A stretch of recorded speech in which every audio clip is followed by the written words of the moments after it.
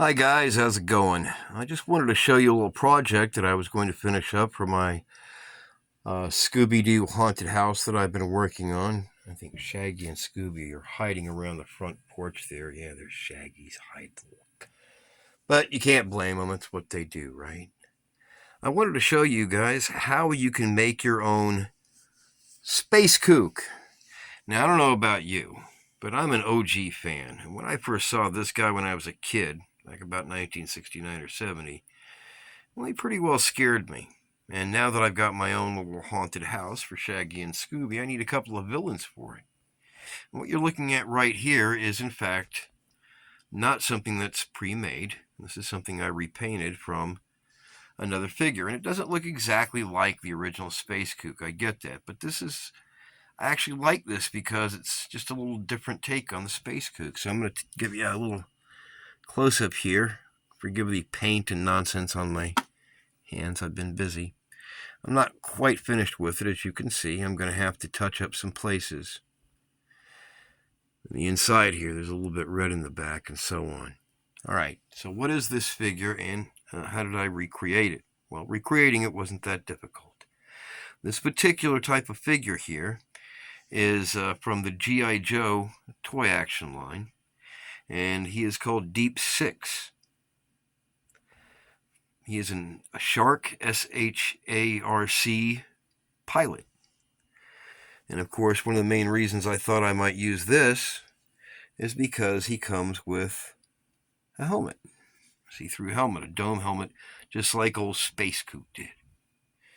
Alright, so what I did was, and I'm warning you, if you do this, you're going to have to be very careful because this is an older action figure, and I use the term loosely because only the arms move. The legs don't move, nothing like that.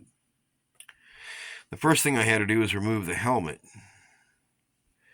This ended up in a fracture in the back, breaking part of the collar. That's okay because I'm going to put a piece of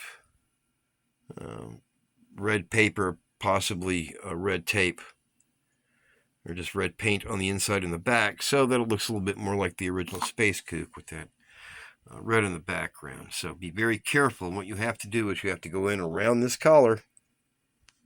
There we go. And you have to use an X-Acto knife or something like that and carefully pry it apart. Now, if you do happen to break the pieces on the back, go right back together with a little bit of super glue. Just be really careful with that. And if you put it back carefully enough, you probably won't even have to put any filler or anything in it. Okay? So, after you get the helmet off, that's really the hardest part. You want to take an X-Acto knife, and you want to go up to the Space Kook's face, and you want to take that guy's face. He's got red hair, by the way. And you want to just take his face off, like a horror movie, Texas Chainsaw. And you want to use a piece of sandpaper, and you want to sand down his hair so we can make a little bit more of a skull. And I cut a little bit out of the eyes. After that, it's a question of paint. So what kind of paint did I use? Believe it or not, this is ordinary bright blue paint from Walmart, Apple Barrel Bright Blue.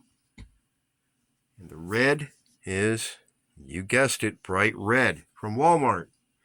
And regular black and a little bit of yellow because I wanted to put just a little bit of color in those weird little lights of his. I repainted a little bit on the boots and the dark parts because if you remember Space Kook, he's got he's got a little bit of black banding in there. He's got like kind of a belt. But I really like this. I mean, it really does remind me of the original Space Kook. And there's been different incarnations. By the way, if you've never seen Mystery Incorporated, come on, man. Come on. This is an almost 60-year-old OG Scooby-Doo fan telling you. It's the only true successor to the original Scooby-Doo. All right. Oh, I should also mention that there is a narrow and a wide shape to the dome. So you got to make sure that it goes in right, and you got to chase the inside of it a little bit. And if you're really careful, which most of the time I'm not, to admit, you can get it down to fit in there real nice. And again, not fully done painting it. I got to redo the mouth, add some more color and distinction to the mouth, maybe a little bit more yellow at the center of the eyes. Haven't decided yet. But let me tell you what, I'm going to hide him in here, and then when Shaggy and Scooby come through, I'm going to cut the lights on.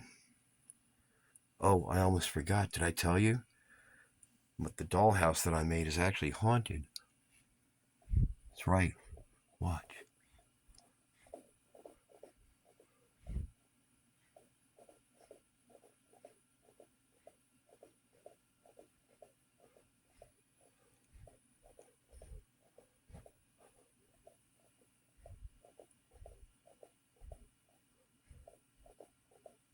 The haunted dollhouse. Oh, and you know what? This does too. Goes all by itself. I swear, these little ghosts. I'm blowing on it. Anyway, I hope you enjoyed that little tutorial. I gotta say, he looks really great in this little haunted house. Nice. Very nice. Anyway, you guys take it easy. Let me know in the comments what you think about this. Was it worth it? Need any more tips? You can get this on eBay. Get the original figure you need.